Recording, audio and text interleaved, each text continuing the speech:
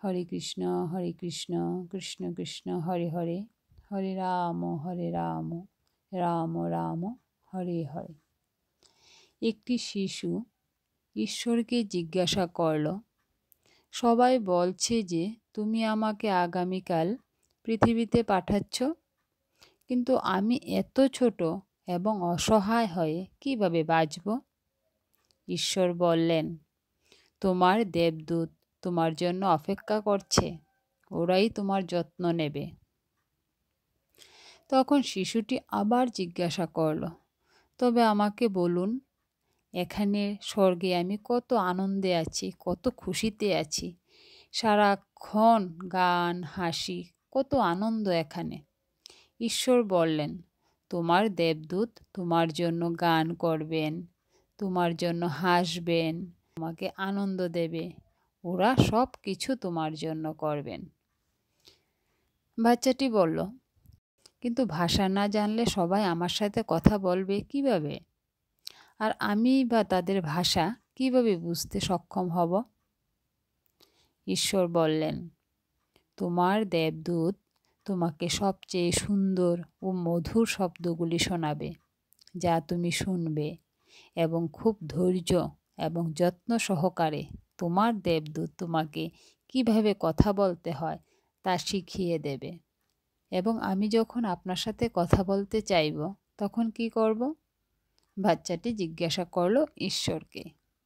ঈশ্বর বললেন, তোমার দেবদূত তোমার হাত একসাথে রাখবেন এবং তোমাকে কিভাবে প্রার্থনা করতে হয় তা শিখিয়ে দেবেন।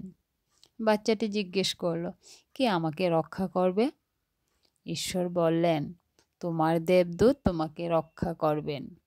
দরকার পড়লে সে তার নিজের জীবন দিয়ে তোমাকে রক্ষা করবে। বাচ্চাটি আবার জিজ্ঞেস করল, প্রভু, আমি এত ছোট, ঠিকমতো খেতে পাবো তো? ঈশ্বর বললেন, আমি যাকে জন্ম দিই তার খাবারের ব্যবস্থা করেই রাখি, কিন্তু মনে রাখবে, আমি খাবারের ব্যবস্থা করি, কিন্তু নিজের শরীরে রক্ত খাওয়াই না। কিন্তু তোমার দেবদূত নিজের শরীরে রক্ত পর্যন্ত তোমাকে খাওয়াতে প্রস্তুত। ভবিষ্যতে দরকার পড়লে সে নিজে না খেয়ে তোমাকে খাওয়াবে। কিন্তু তাও আমি সর্বদা দুঃখিত থাকব, কারণ আপনাকে আর দেখতে পাবো না। বাচ্চাটি বলল। ঈশ্বর বললেন, তোমার দেবদূত সর্বদা তোমার সাথে আমার সম্পর্কে কথা বলবেন এবং আমার কাছে ফিরে আসার উপায় তোমাকে শিখিয়ে দেবেন, যদিও আমি সর্বদাই তোমার পাশে থাকব। সেই মুহূর্তে স্বর্গে অনেক শান্তি ছিল, কিন্তু পৃথিবী থেকে ডাক শোনা গেল এবং শিশুটি তাড়াতাড়ি জিজ্ঞাসা করল, ঈশ্বর, আমি যদি এখনই চলে যাই, দয়া করে আমার দেবদূতের নাম তো বলুন।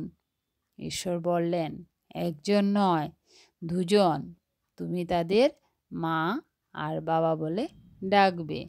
জয় শ্রীকৃষ্ণ, জয় শ্যামসুন্দর, হরে কৃষ্ণ হরে কৃষ্ণ। এক ভাগবত আসরে বহু লোক সমবেত হয়েছিল। রাজ্যের রাজা সাধারণ মানুষের বেশে এসেছিলেন, নিজের পরিচয় ঢেকে রাখার জন্য ছদ্মবেশ ধারণ করেছিলেন। শ্রোতাদের পেছনের দিকে মাটিতে তিনি বসেছিলেন। ভাগবত পাঠক সুন্দর করে প্রবচন দিচ্ছিলেন, কিন্তু শ্রোতারা অনেকেই মনোযোগ সহকারে শুনছিল না। কেউ ঘুমাচ্ছিল, কেউ তাদের ঘরের মেয়ের জামাই সম্বন্ধে গল্প করছিল, কেউ পাশাপাশি অন্য শ্রোতাদের দিকে তাকাচ্ছিল। এইভাবে যে যার ভাবে ছিল, কেউই মনোযোগ দিয়ে ভাগবত পাঠ শুনছিলেন না। এরকম দেখে রাজা অসন্তুষ্ট হলেন এবং তিনি বিরক্ত হয়ে আসরের বাইরে চলে গেলেন।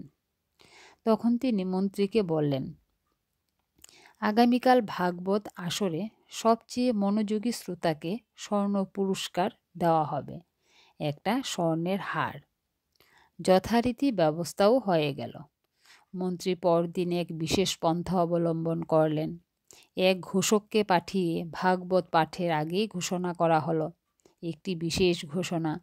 রাজার নির্দেশ, ভাগবত প্রবচনকালে কেউই চাঞ্চল্য প্রকাশ করবেন না, স্থিরভাবে হরিকথা না শুনলে অবশ্যই সিপাহী লাঠির ঘা খেতে হবে। মন দিয়ে শুনলে স্বর্ণহার পুরস্কার দেওয়া হবে। লাঠি ধরা সিপাহীরা কয়েকজন আসরের পেছনের দিকে দাঁড়িয়ে থাকল। ভাগবত পাঠ প্রসঙ্গে একটি ভক্তিমূলক গান গাইতে লাগলেন। অমনি একজন শ্রোতা গানের তালে তালে মাথা ধুলাতে লাগলো। অন্য শ্রোতারা একে অন্যকে ইঙ্গিতে জানাতে লাগলো, ওই যে মাথা ধুলছে, এক্ষুনি লাঠি ওর মাথায় পড়বে। কেউ কেউ অতি সাবধানে পেছনের দিকে আর চোখে তাকাতে লাগলো, সিপাহীরা আছে কি না। আবার কেউ পুরস্কারের কথা চিন্তা করতে লাগলো। বেশ কিছুক্ষণ পরে ভাগবত প্রবচন শেষ হলো। শ্রোতাদেরকে নিজ নিজ আসনে বসে থাকতে নির্দেশ দেওয়া হলো। একে একে শ্রোতাকে রাজার কাছে ডেকে আনা হলো।